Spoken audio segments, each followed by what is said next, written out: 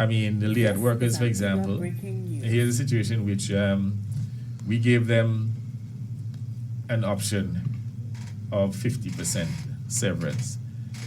And the Antigua Workers Union rejected it flatly. The workers rejected it flatly because they're waiting for you to give them 100%. Now, I want to know if the union waiting until when? Another 5 years?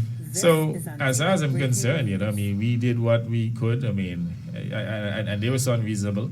There's a situation which we had 32% of the shares in LIAT, and we said, okay, fine, we'll offer 50. And they came back and said, sorry, we don't want it. You must give us 100%. And did not pursue Dominica, Barbados, and St. Vincent for anything. Now, you want to find anything more unreasonable than that? So the unions wanted to place the burden solely on Antigua? 100%. Yeah.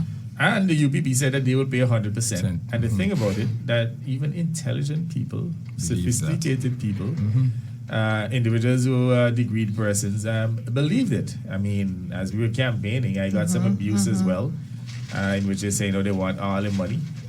We want all your money. We don't owe you, 100%. So, what I suspect down the road, I mean, if this issue is to be settled, there may have to be some collaboration now, some joint effort in which I engage all of the governments, the shareholding governments, because I don't see us entering into any discussion with any union about paying them 100%. So what we may have to do when they come against they're coming.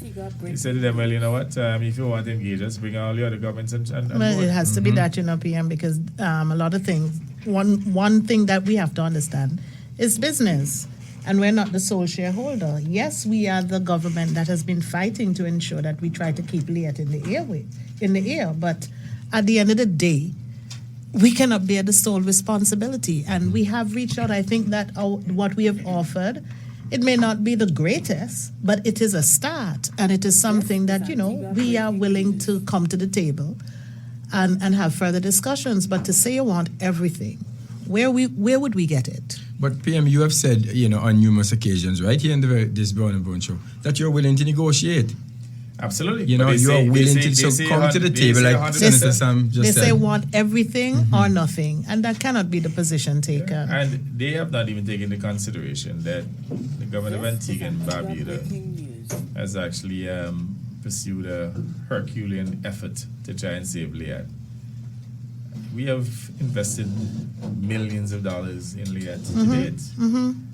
Just Friday, we remitted a further $1 million to LIAT 1974 Limited to fix the engines of one of the planes. One of the planes that has not worked, the third one, since COVID, has been just sitting there. They said they need $3 million. We sent them the first $1 million last Friday. So you can see the commitment. And the commitment is not just for Antigua and Barbuda. It's about helping regional people to connect. Exactly. And as I speak about the issue about LIAT and air transportation and connectivity within the region, I recognize that Antigua and Barbuda is practically standing alone in terms of having an entity that is owned by a government or a group of governments.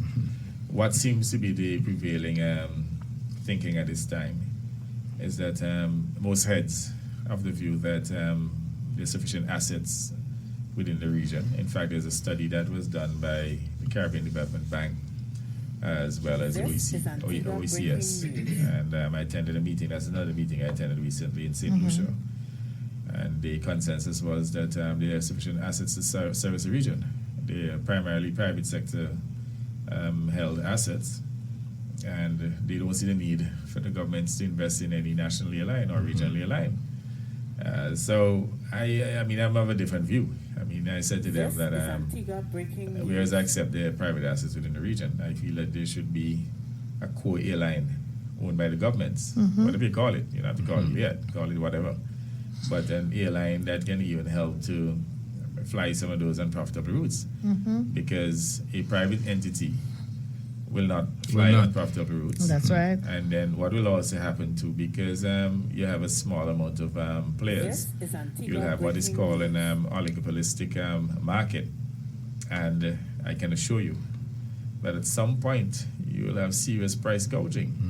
So by having that national airline Yeah, and when I say the prices national to or go. regional for that matter, sub-regional airline, that could be the core, offer the core services. It doesn't have to be as big as LIAT was before.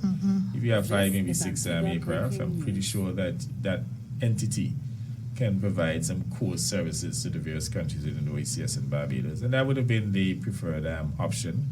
Already we have practically 3 planes. All you have to do maybe add another 2. You have to buy them, can lease them, and that is the type of collaboration that I wanted to see among heads. But unfortunately, and I can understand too, one of the concerns that they have the view that if we were to use LIAT 2020, which is a totally new entity, a limited liability company, has absolutely no relation to 74 other than the name.